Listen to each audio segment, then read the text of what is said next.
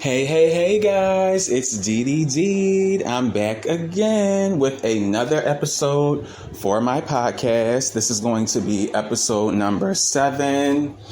And what I want to make this podcast about, I'm actually going to pivot a little bit. We're going to shift gears here just because I feel like all of my podcast episodes so far have been about like LGBT based topics. And it's been kind of like, the whole LGBT gay thing, obviously it's very much a part of me because that's who I am as a person and as an individual. But it's like at the same time, I also don't want people thinking that it's like that's all I'm about or that's all this podcast is about. Like, this isn't just a podcast where I'm going to only discuss like LGBT or gay topics. Like, it's not always about me screaming into my phone or a microphone and trying to like convince the world that they need to respect us and shit. Like, I don't have time for that all of the time.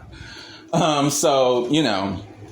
just feel like I've done 5 episodes at this point that have all kind of been related to that. I've done 6 so far, but the first one was just more general. Like, I was introducing myself to you guys in a way that wasn't about anything gay, but like the next 5 episodes were all like about LGBT topics and me trying to discuss like different scenarios and how I feel about things. So I just think it's time to shift gears now for this newer episode.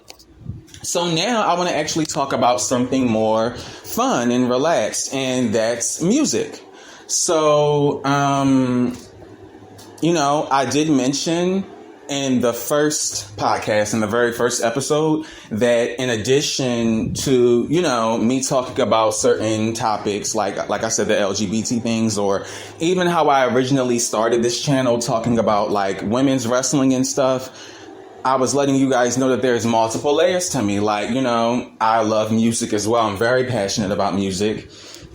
I've been into music since high school, which I know most people, when they hear a person talk about how they feel about music and that whole thing, they're really used to people saying like, well, since childhood or like even a baby.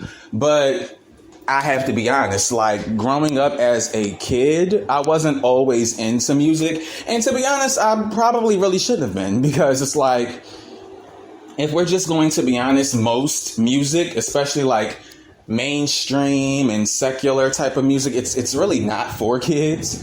So it's probably better that I didn't really get into music in a sense until I was a bit older, a little more mature, because I was still a teen, but just, older, I guess, to just maybe understand things or just whatever. Like, I started getting into it. I really want to say like 8th grade, but more so high school. Like, high school was when I wanted like my first iPod and things like that, to have a playlist. Like, that's when it really became a thing then. But let's draw it in, because I know I only have but so much time. So basically, I'm taking this time to put a spotlight on one of my favorite girl groups of all time. This is going to be like the first music or artist spotlight that I kind of want to cover. Because I guess you can say I have a favorite artist, but I don't know if I necessarily want to talk about her or not, or if I will at some point on this channel. And there's reasons for that, but it is what it is. I'm focusing on what I'm focusing on now. So the group that I'm referring to is no longer a group. Like, they weren't even a group, I feel like, that were together for very long. They were together for 5 years. That's a significant amount of time. But it's not like, they lasted for a decade or over a decade, or they had, all of these projects or anything like that I can call back to. But they're a group that did make an impression and an impact on me as a music fan, and especially as one who was just genuinely starting to become into music and be passionate about music. So the group that I'm referring to is RichGirl. And I don't know if a lot of people will even know the group that I'm talking about. But RichGirl was a quartet that included 4 women. It was an all-girl group.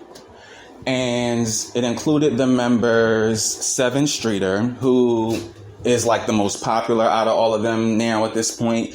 A lot of people, I think, or, a fair enough amount of people are familiar with her name. So Seven Streeter, Lindriette, who now goes by either like Crystal Lynn or Crystal Smith. But her, and then Brave and Audra. So, excuse me. So yes, it was 4 ladies, and together they made the group RichGirl. Now I first discovered them randomly when, like, my father, it was like when I was living with him, because they came out, their first music video came out in 2009. So this was like, obviously years ago at this point, over a decade. So I was young, like just, getting into high school at that point. And I was randomly over my father's ex, her sister's house. And I was just sitting in the living room, chilling, watching music videos, like, on MTV Jams, just, regular stuff. And their music video came on for He Ain't With Me Now, though. That was the name of the single.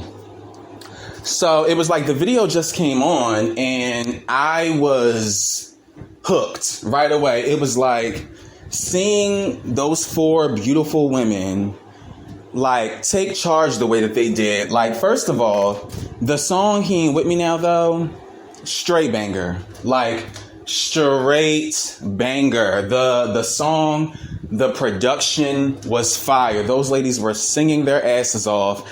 And what I loved about them specifically as a group, this is one of the main things I loved about them as a group. They all sung. Like, all 4 members had parts. All 4 members got time to shine. And if they felt like a real group to me. And that was so refreshing, because I feel like most times, like, obviously, there have been several groups where all members have sung at this point. So I feel like, at this point, it's kind of normal to expect all group members to participate in things of that nature. But I do feel like back in the day, it was a standard for like a lot of groups for there to just be like a lead singer. And then maybe like the other members do backgrounds, if they're even doing that.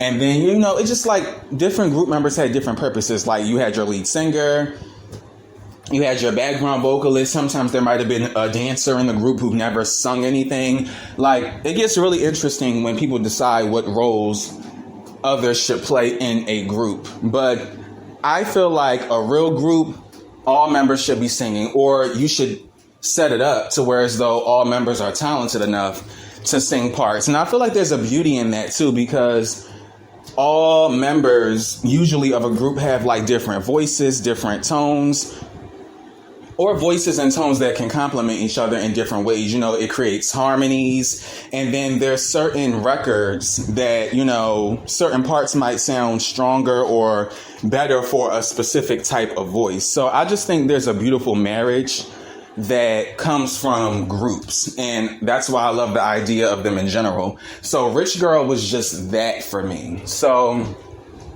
was very impressed by them. And as soon as I seen that video, it made me want to look them up right away. So I immediately became a fan, started watching their interviews. And what I discovered was that they had so many like leaked songs and demos online, which I actually feel bad about, to be honest. Like, in a sense, I mean, obviously, like, the bottom line is always the music. And I mean, as music fans, we listen, we enjoy, it is what it is. Like, if a song gets leaked, that has nothing to do with us.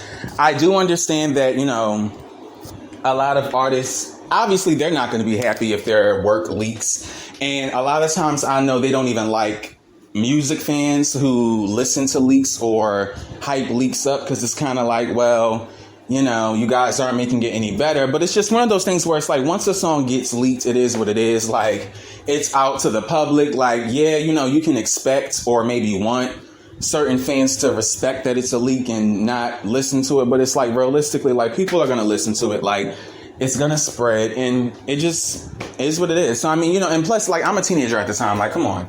So, I was a fan, songs were leaking, and I was listening to all of them, and I quickly became like such a huge fan. Like, if I had my favorite artist, I'm telling you, RichGirl was like number 2. Like, they were like right under them. And that may sound like, well, okay, but it's like, no, I'm saying, like, I had my favorite artist. Like, my favorite artist was a solo artist at that point. But RichGirl, it was like I had my solo artist that I loved, and then I had my girl group that I loved, and RichGirl was that. So what was very disappointing for me as a fan was to see them not succeed the way that I felt like they should have. I'm like, these are 4 talented women that are beautiful, that are all shining. Like, I don't understand what's missing or what's not clicking with the general public as far as like them succeeding, or like I said, He Ain't With Me Now though was a banger. So I felt like that alone should have taken them, like, that song should have been on radio, like hit radio. And 99.3 is the radio station I grew up on as far as like the mainstream music, the hits that you would hear on that station. Like, that's when you knew a song was really popping or in rotation. And I ain't never hear He Ain't With Me Now though on there. Like, it didn't break into, I guess, the top 100. And I think that's what their label were looking for. Like, they were looking for them to break into the top 100 so that they could finally like release an album for them. And that was the thing. Like, that was honestly the main thing I was waiting for from them, was a studio album. And it just never came. And I was so disappointed as a fan, because when I tell you, I would have definitely, I don't give a fuck, honey, if I would have been one of 20. I would have definitely lined up to buy their RichGirl CD, like, because they were everything to me. Like, people were saying they were like a Destiny's Child meets En Vogue. And I definitely agree and get that comparison, because like I said, those girls were singing. Like, that was my first introduction to 7th Streeter, period, as an artist, as a vocalist. Like, and her voice has always been amazing to me. And then her being like the chocolate girl in the group, I felt like she stood out too in that way. Lindriette, Crystal Lynn, because I do want to respect her. I loved her voice as well. Now, I know she got a lot of Beyonce comparisons, and it's no shade, but she really, like, I'm sorry, that woman damn near sounds identical to Beyonce. Like, it's crazy. Like, I'm talking about vocal range, tone, everything. It's like, there's literally times where you'll listen to a RichGirl song and you'll hear this woman singing, and it's like, how is this not Beyonce? Like, it's so crazy. And then even like the Southern twang she got, like, I don't know. I mean, I do want to respect her because I know she's her own woman, but it's just like, to me, it's always been a compliment that she sounded like Beyonce. Because I mean, how many singers honestly can say that? Like, genuinely say that they sound like that woman? Like, I don't know. I felt like that was really a good thing, just because it's like anytime you're being compared to someone like Beyonce and someone saying you sound like her, Beyonce is considered one of the greatest vocalists of all time. So I know when people were saying that, it was given like, oh no, like, this woman can sing down. You know what I'm saying? So I never looked at her like, oh, she's just this Beyonce copycat or wannabe. It's like, she can't help how she sounds when she sings, like, but she could sing her ass off. And like I said, really all the girls could sing, but no shade, you could tell that Seven and Crystal were like the strongest vocalists in the group. And, Brave and Audra, they had their part to play. Like, Brave was the rapper. Audra, she shined on the more popish type of records. I just loved the entire dynamic and presentation of them as a group. So I just wanted to shed some love, some light on them and that. Because, like I said, when I first really, really got into music and became passionate about it, they were like one of my first, I don't want to say my first, that's a lie, but one of my first favorite girl groups that I like really, really, really loved and was like genuinely behind. And I know they've all moved on to do different things and solo things now, but I just feel like they should always know that they have a group of people who appreciated them, their talent, and what they had to offer as a group. Like, I love RichGirl, the group, period. So, see you guys in the next one.